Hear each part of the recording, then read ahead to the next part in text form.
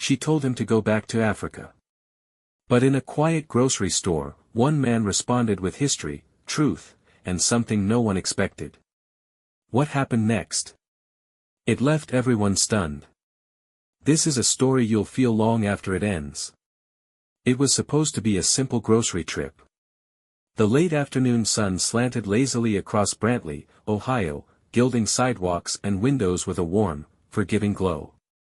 Inside Dutton's Market, the hum of everyday life carried on in gentle waves, carts rolling over waxed linoleum, the soft beep of barcode scanners, murmured greetings between neighbors. Darrell James moved through the store with a quiet rhythm of his own. A blue hoodie cloaked his lean frame, earbuds dangling from one ear, basket cradled in one hand. He wasn't in a rush. His mom had texted him a list: yams, greens, oranges, and his niece's favorite juice boxes. This was a familiar task, something grounding.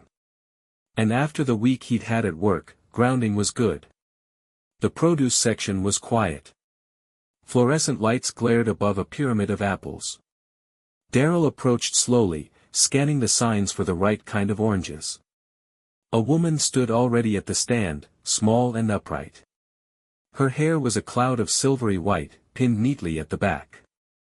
She adjusted her glasses as she muttered to herself, fingers sorting apples with the tense precision of someone who never quite trusted the world to get things right.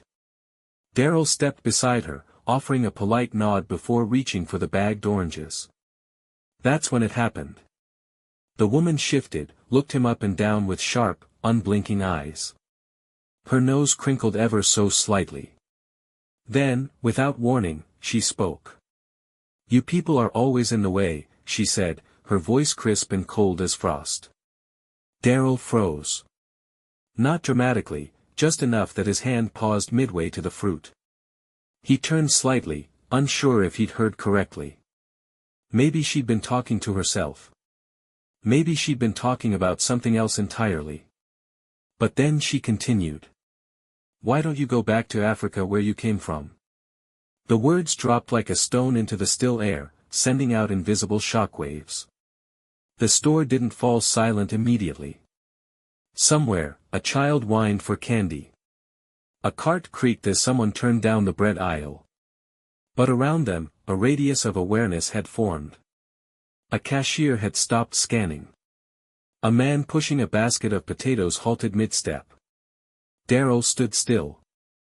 For a moment, he felt outside his own body, like someone watching a movie from behind their own eyes. A slow heat crept up his neck, not anger yet, but disbelief. His hand hovered above the oranges. He lowered it gently. The woman didn't move. She stared at him with a look he couldn't quite name. It wasn't full of hatred. It was smaller, pettier. The look of someone who believed she was simply stating a fact. And suddenly, Darrell was 11 years old again, sitting in the back of a school bus when a boy 2 seats up said, "You're not from here, are you? You talk funny." He was 16, walking through the mall with friends when a store clerk followed them from rack to rack. He was 22, pulled over for going 5 over the limit, told to step out of the car for matching a description. He was all of those moments and none of them, standing here under the cold lights with a bag of oranges between him and something uglier than ignorance. His jaw tensed. He felt the weight of every eye on him.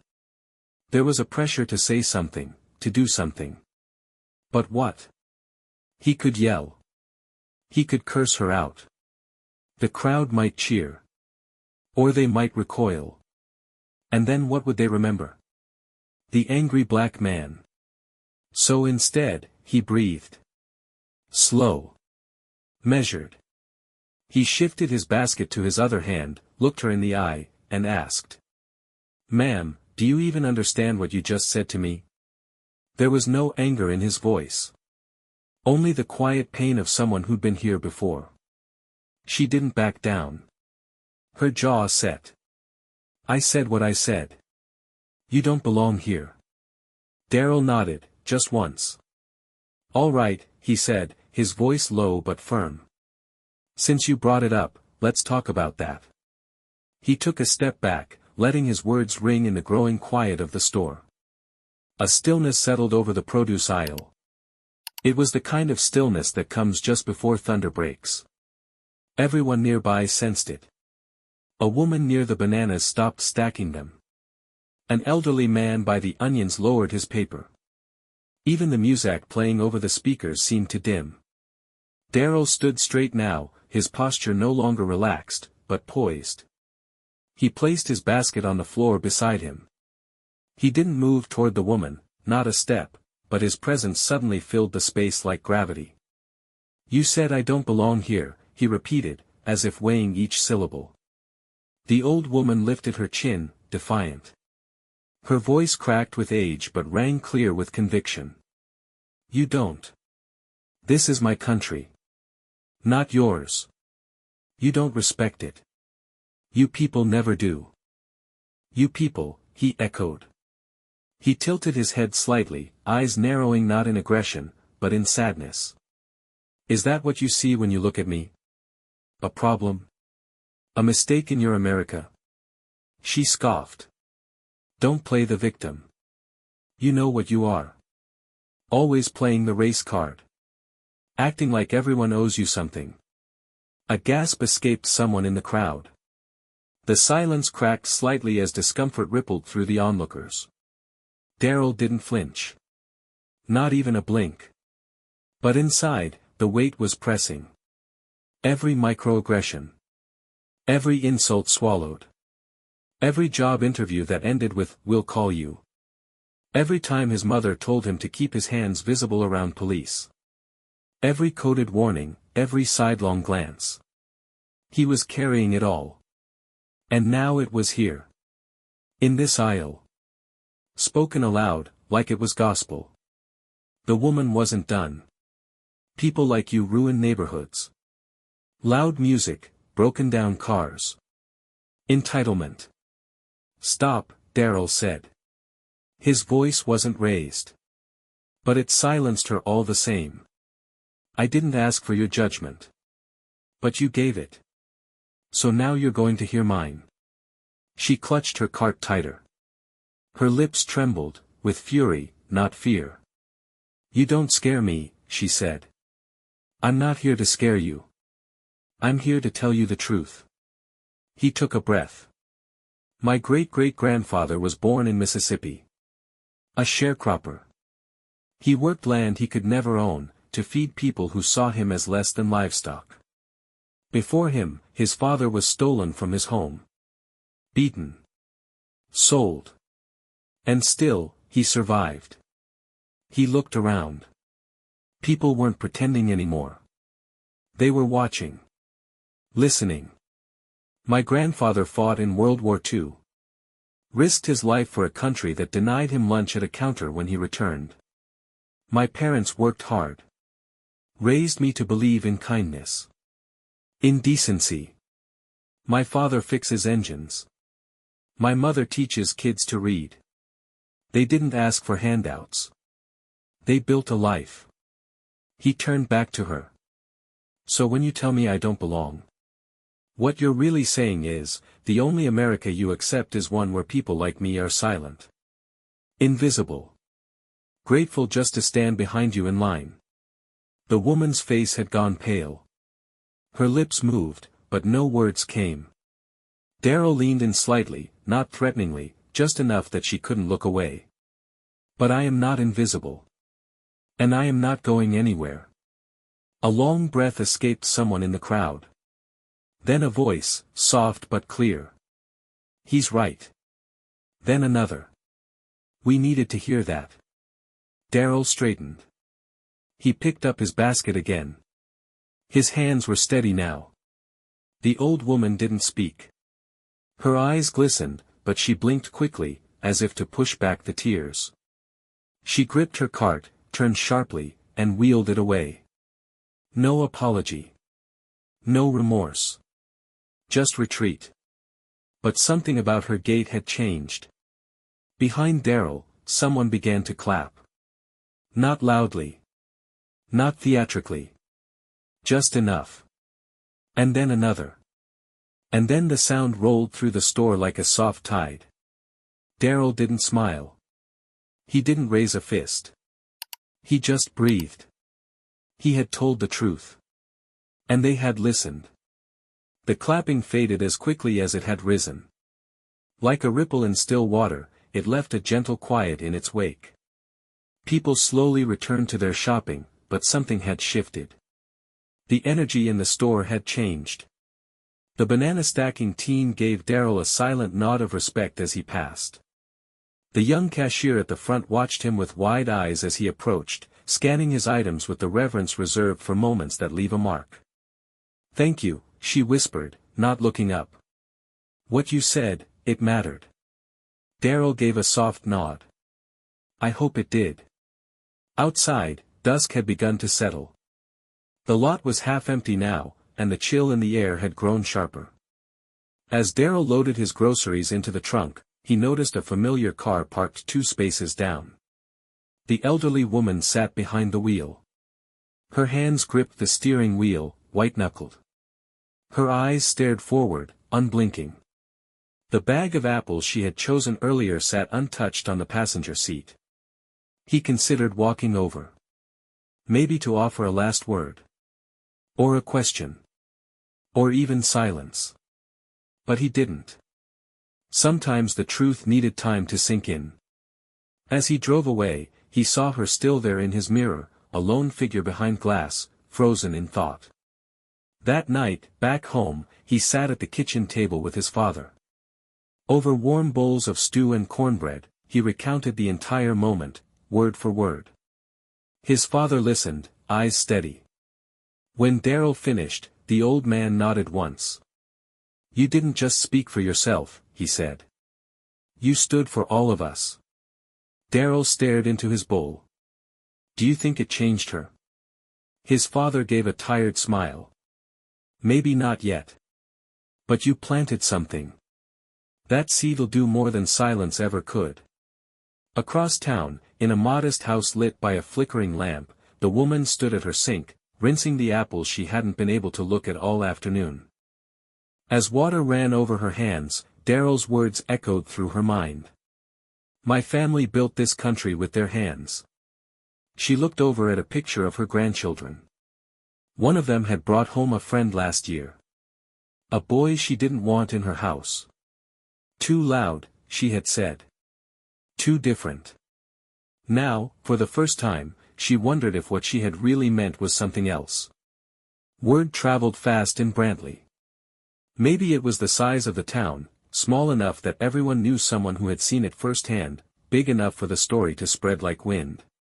By the next morning, whispers of what happened in Dutton's Market had found their way into churches, barbershops, and breakfast diners. Darrell hadn't expected attention. He had said his piece, and that was enough. But when he stepped into his favorite coffee shop, a place where no one had ever looked at him twice, the barista's demeanor changed. Less distracted. More deliberate. "On the house," she said, handing him his drink. "You handled that better than most ever could." He nodded, uneasy. Gratitude and discomfort mixed in his gut. He hadn't done it to be a hero. He sat by the window, phone buzzing on the table. Messages from coworkers. Old classmates. Even people he hadn't spoken to in years. Saw the clip. "Proud of you. That woman got what she deserved. You said what needed to be said." Someone had filmed it. Of course they had. Not the entire thing, but enough. Enough to show the confrontation, enough to catch his voice steady as stone, and the moment the crowd clapped. The video had gone local viral overnight. That afternoon, a local reporter called. Then another. He declined the interviews. He hadn't done it for a headline. But it kept growing. Across town, in a tidy living room filled with ceramic angel figurines and framed needlepoint, Eleanor Marsh stared at her television in silence. Her hands were folded in her lap. On the screen, the video played again. Her voice. Her face. She barely recognized herself. But there she was. No denying it. She had told herself she was defending her space. She had told herself she was simply speaking her mind. But now, hearing her own words, her own venom, played back by strangers online, she saw it for what it was. Cruel. She had spoken from fear. From years of grievance passed down like heirlooms. But fear didn't make it right. She turned off the TV and sat in silence. Later that week, Darrell received a letter. No name on the envelope. No return address. Inside was a note, handwritten in unsteady cursive. I am sorry. I have lived too long without questioning the way I see the world. I am not asking for forgiveness. I just needed you to know, you were right. I was wrong. He folded it quietly, placed it in a drawer, and said nothing. At the church that Sunday, Pastor Willis deviated from his planned sermon. When truth is spoken in grace, it shakes the very roots of injustice, he said from the pulpit. It doesn't have to come with shouting. It doesn't have to come with violence. Sometimes it comes with standing still and saying, this is who I am, and I am not going anywhere. Congregants nodded. Some wept. The words had weight because they weren't abstract. They had seen it happen. Days passed. Darrell returned to his normal rhythm. Work, home, errands. But the way people saw him had changed. Some with admiration. Some with guilt. Some just confused. The story had made it to city council meetings. To classroom discussions. Teachers used it as a case study. Students debated it. And in Eleanor Marsh's home, it lingered. Someone clapped. Then more. He ended with a soft, steady line, don't let fear steal your voice. Speak with love, but speak. In the months that followed, the ripples continued. Dutton's Market put up a community board highlighting stories of heritage and resilience. Local schools invited elders to speak about their histories. A small mural appeared on a wall downtown, a black man standing tall, surrounded by faces of many colors, eyes lifted, words stenciled below. Asterisk, we belong here. Eleanor never told anyone she had written the letter. But when she passed away the next spring, Darrell received a small envelope in the mail.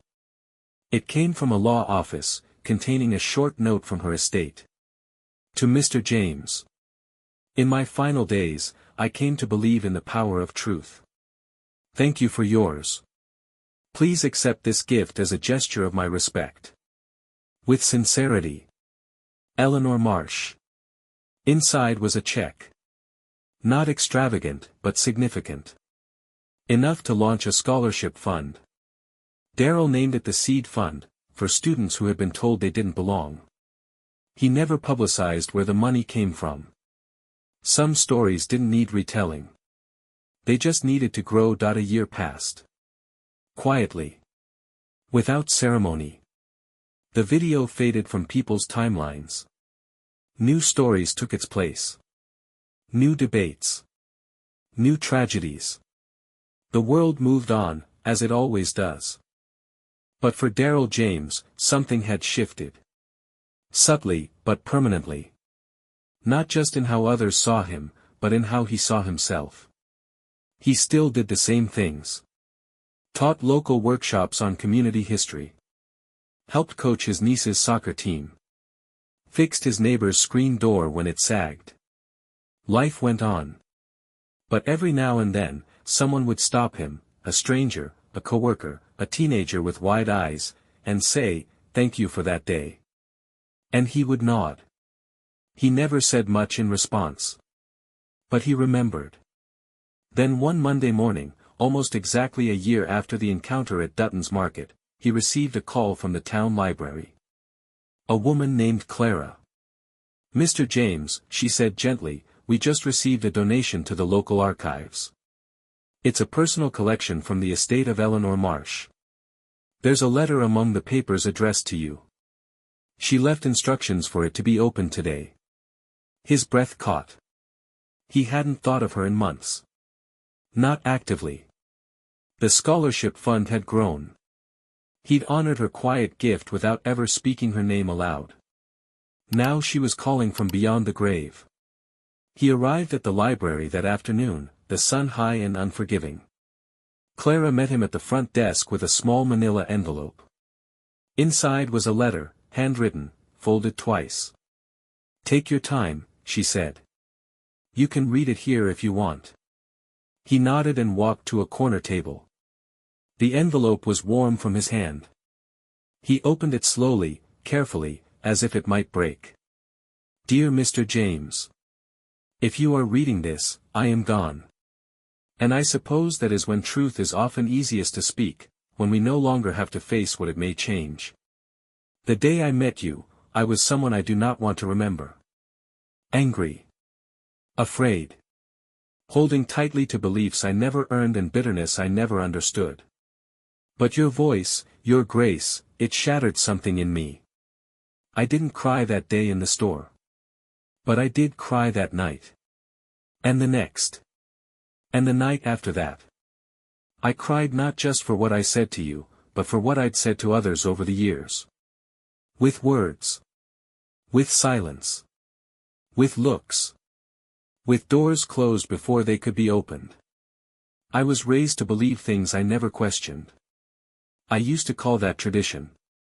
Now I know better. And it is because of you. After that day, I started writing letters. To people I hurt. Some I mailed. Some I didn't. But I wrote them all. And every time I sat down, your voice echoed in my head, "I am not invisible. And I am not going anywhere." You weren't just talking to me. You were talking to a country that forgets too easily. Mr. James, I do not expect you to forgive me. But I needed you to know what you did changed someone. It changed me.